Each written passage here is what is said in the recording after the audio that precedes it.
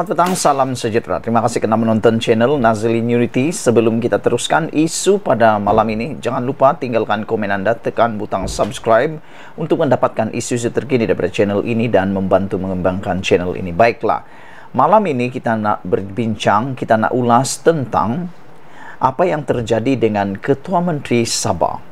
Baru-baru ini, kemelut politik di Sabah memuncak apabila hampir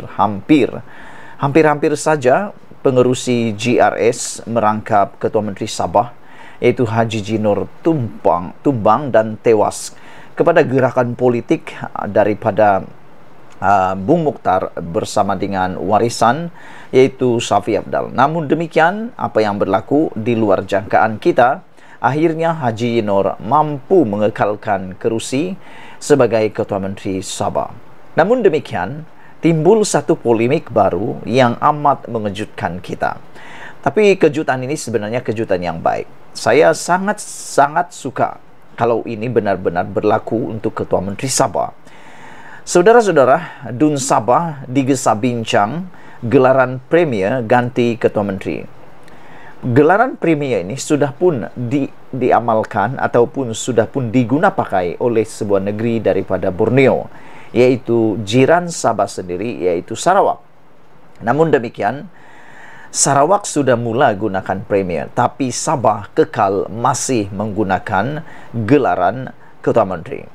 Oleh sebab itulah, saya fikir kita perlu dan kita boleh meniru tindakan daripada jiran tetangga kita, yaitu Sarawak, untuk sama-sama menggunakan gelaran premier. Kerana pada pendapat saya, gelaran premier ini adalah sesuai apabila Sabah dan Sarawak sudah diisytiharkan sebagai wilayah dan bukan lagi negeri.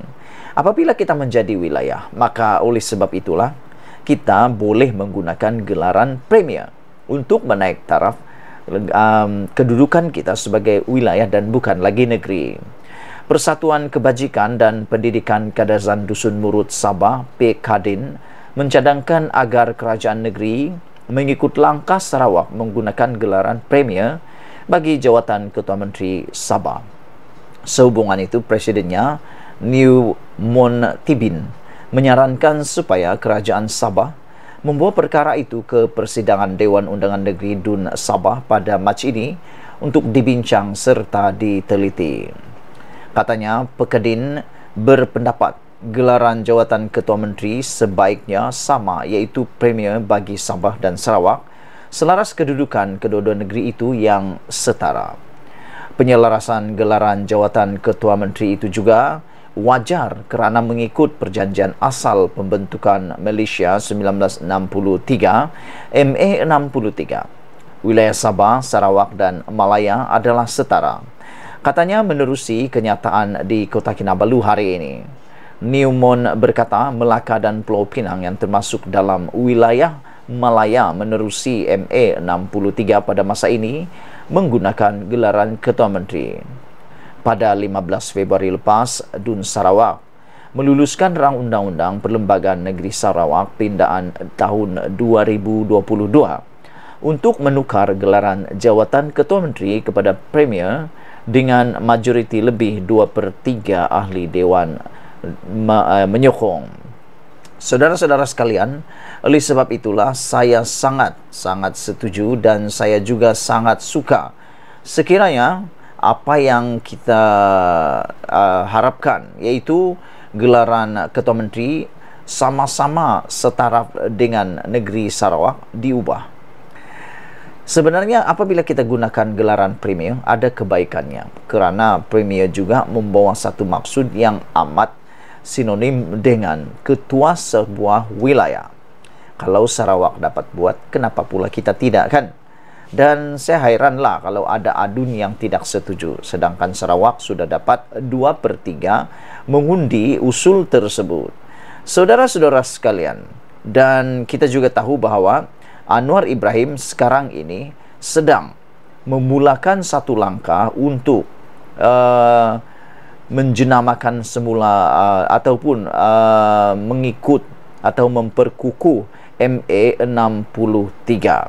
Anwar kata beliau sedang berusaha untuk melaksanakannya dan mencari perkara yang boleh menyebabkan MA63 dapat diperkasakan semula. Sebelum kita berpisah, sila tinggalkan komen Anda tentang isu kali ini. Adakah Anda juga bersetuju seperti saya supaya gelaran Premier ini dapat digunapakai oleh Sabah seperti di Sarawak untuk menggantikan gelaran Ketua Menteri? Sila tinggalkan komen Anda, tekan butang subscribe. Kita jumpa lagi. Malaysia kita punya, kita juga sama-sama cintai Malaysiaku. Bye-bye. Selamat petang, salam sejahtera. Pengakuan Hadi Awang baru-baru ini sedang mencerahkan petisyen UMNO untuk beroleh kemenangan. Wow! Saudara, sebelum kita teruskan isu pada kali ini, mohon sekali lagi, sesiapa yang belum tekan butang subscribe, tekan butang subscribe untuk mendapatkan isu-isu terkini daripada channel saya ini.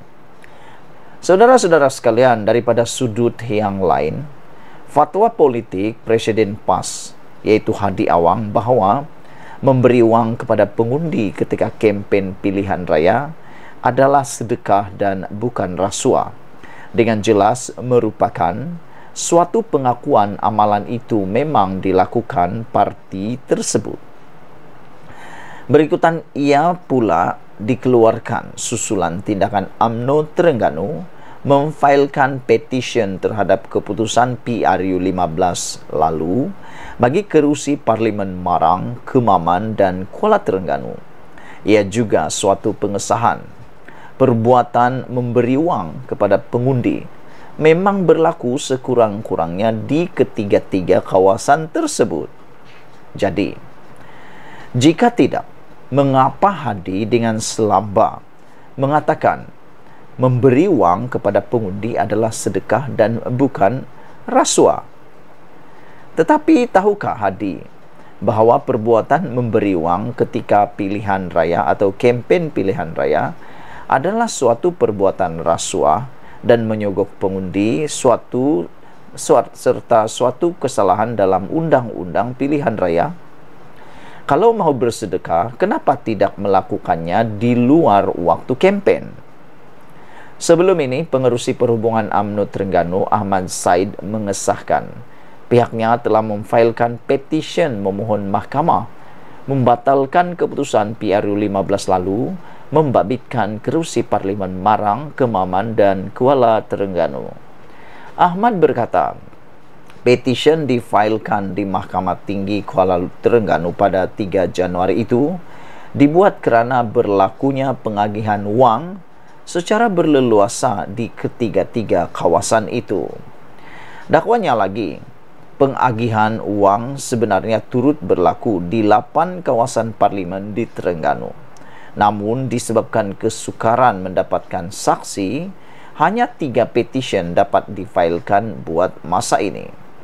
Bersama kenyataan Hadi itu, Setiausaha Agung PN Hamzah Zainuddin juga mengeluarkan kenyataan yang seakan-akan memberi gambaran bukan suatu kesalahan memberi wang kepada pengundi. Kata Hamzah Zainuddin, apabila kita bercakap tentang memberi wang, niat adalah lebih penting mengenai perkara itu.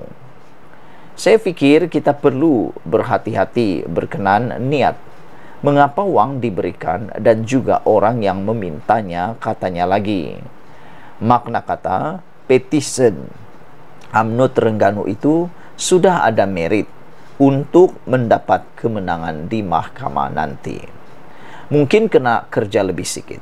Berdasarkan pengakuan Hadi itu juga, tidak bolehkah BN dan PH berusaha mencari bukti berlakunya amalan memberi wang di semua kerusi yang dimenangi PAS pada PRU 15? Entah-entah semua kerusi dimenangi parti itu hanya kerana wang, bukan disebabkan perjuangan. Ditulis oleh Sabuddin Hussein. Sebelum kita berpisah, mohon kiranya Anda tinggalkan komen Anda. Tinggalkan komen Anda, tekan butang subscribe untuk mendapatkan isu-isu terkini dari channel ini. Adakah Anda juga bersetuju dengan tulisan Sabuddin ini? pengakuan Hadi Awang cerahkan petisyen UMNO beroleh kemenangan. Kita jumpa lagi. Bye-bye.